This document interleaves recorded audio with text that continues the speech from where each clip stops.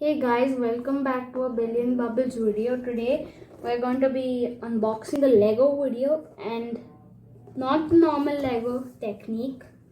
So it's about Max D, Maximum Destruction. It's a monster truck that's based on real life, like Gravedigger, for example. And I think so. It looks pretty cool. It has a flag here. It's like the most. I like this. I like the flag, the best part of the set, and I like the horns on the engine.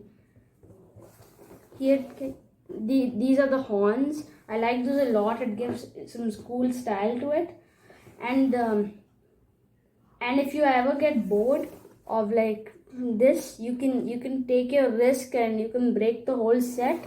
You can make this one. This is a totally different one. So let's start building this set. I'm gonna see in a bit. Hey guys, we built the Max D set. So it's a really nice set. First off, we have a couple of Lego lights and the Max D symbol, horns, a Max D symbol, a flag. You can take the flag anytime you want, and you can attach it back. The backlights, they're red. And the tires, they're in orange. And we have a couple of more horns here.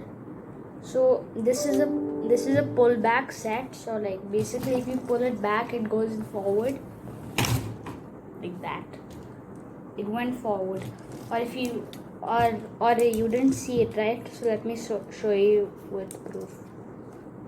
I'm gonna turn it back a bit and you can see the as moving. It works pretty well on the ground.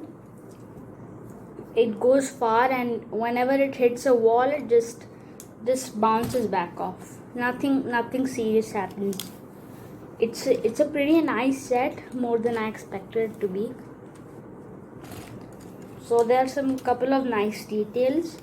That the spring for like above the tire there. This is a mud flap. There are two mud flaps here.